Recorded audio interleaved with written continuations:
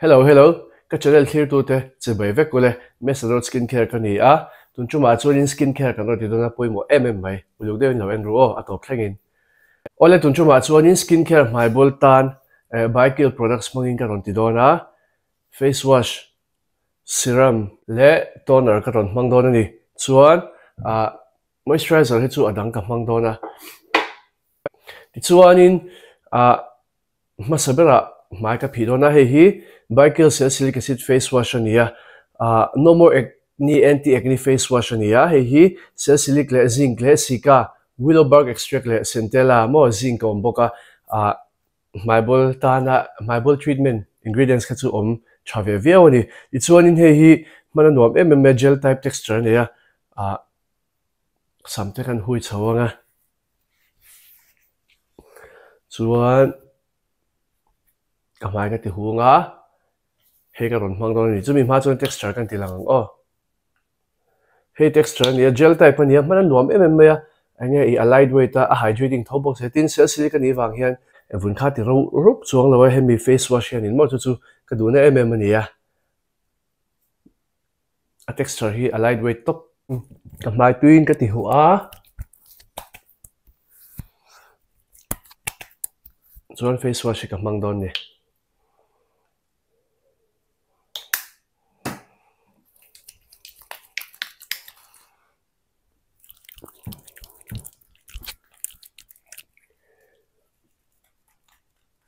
mai ti fai cha a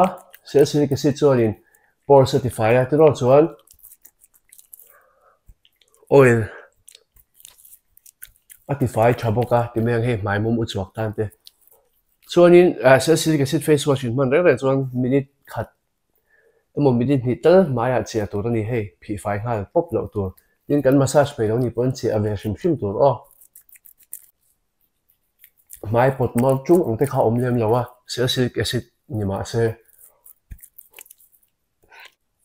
amai top patin a texture man nuam bokani ka phi fai toang kamai ka phi zo ta a nuam khop mai ma ro chung te om lem lawa mai phi fai tha tho box he chu ka du na nia chuan in kamai la hnong deuh lai hian in calming toner centella calming toner hi ka hmang le dona apoi mo ka ti calming hi poi mo ka ti na chan chu mai bol chi ta le mai bol chi ta lo po I etina mai bol bi khan soita la chan chu mai bol skincare ni wangin kan maya inflammation lo oma inflammation ka ti chon bol te bol na nu arngeng de na nu pil te poni the te ro ka tiang kha tin le arngeng ron chuak thei lo te lian pui ron bol chuak thei si lo te po kham thina ka tiang lo ti kam tu le kan vun lo ti kam tu lo soothing calming lo pe tu kha ni hi apoi mo lu to ka adam ma na te po ani tela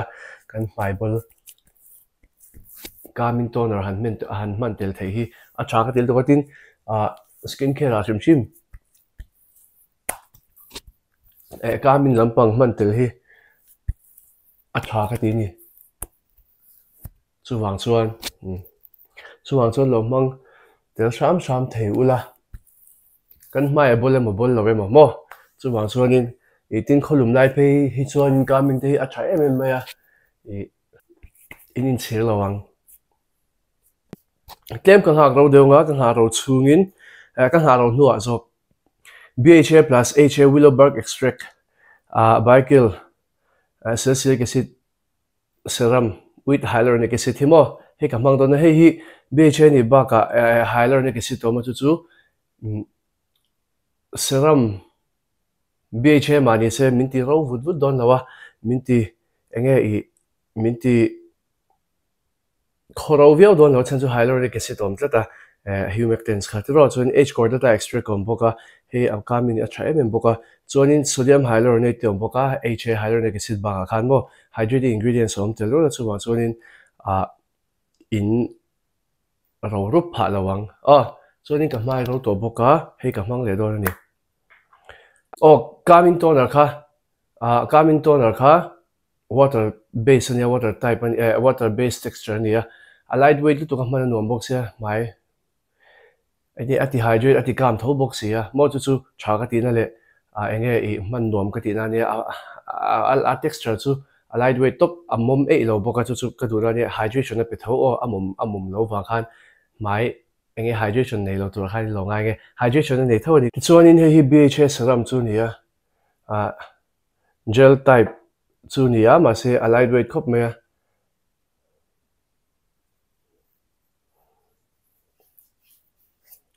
han hey hi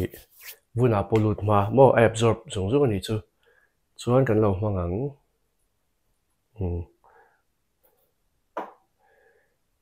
3 pumps 2 to 3 pumps be hi atok ve ni he face wash le serum a enge BHA ka manga amail rang renga face wash pe ka chu amail ti duka man pol kha apoi lo ni mo chuanin I hemi BHA serum bi khi serum a rang re chuan concentration a sang to thina tro chu mang chuan skincare a chuan effective beta chak pon chak beta serum hi chu mang chuan a tha ka ti hemi serum man tel thei hi mai bol nei chi tan chuan mo BHA zan lama mangula kar khata voi ni voi thum mana tok vel viawa ma se mai bol chi ni chuan enge mai bol regu tak le mai bol na sai ni chuan voi le khata zantin mang chuang lo la kar khata voi ni te thakha chu mangula chuan thakhat nuwa zantin mang theyang in man thei ka ringa chuan zantin in manganga in mai bol pon zeom lama pan pha ngei ka be se mana nuam reu lu tu ka he mom thangzu lang te kha om lawa ban chua pang te kha om lem lawa mo he mana nuam em em ni moisturizer ka man mai toner ka mang le ka voi khat ka mai rose wal pui mai extra hydration pe turin mai bol hian nge hydration te hi kan ma mo lu tu ka chan chu hydration kan vuna hydrate cha chuan a recovery chaka adam na kha chaka mai bol te po adam zung zung mai don ani chuwang chuan hydration kha lo war tu mai bol nei chi in ni chuan chu tuna Cosrx sale cream ka mang vele thung dona snail chu all in all ve ti mai ang a bol na nuwa te bol tan pon tha anti-aging an ni boka chen kha chon duka te po in ngei te ro ka tiang kha nia chuan he tiang salicylic te nen po hian aman kop vek theya tin skin barrier an ti chaka wang hian mai bol nei chi tan chuan an thato pani skincare night time skincare ka zo le tai ti chuan in khati zong kha BIOCULE products te nen skincare acne skincare ka ron ti thei te nia ka channel lo tangkai pui lo hlok pui ka be se an hnuai khanin a chana tur link ka lo dang BIOCULE products hi an discount ve de oranga chu wang chuanin an man po hi a cheviao lo I affordable viao ni chuanin ka channel te mi lo subscribe ka video te mi lo like ka mi lo share sak turin ka som chewa video le pe ka kai hmule chho don nia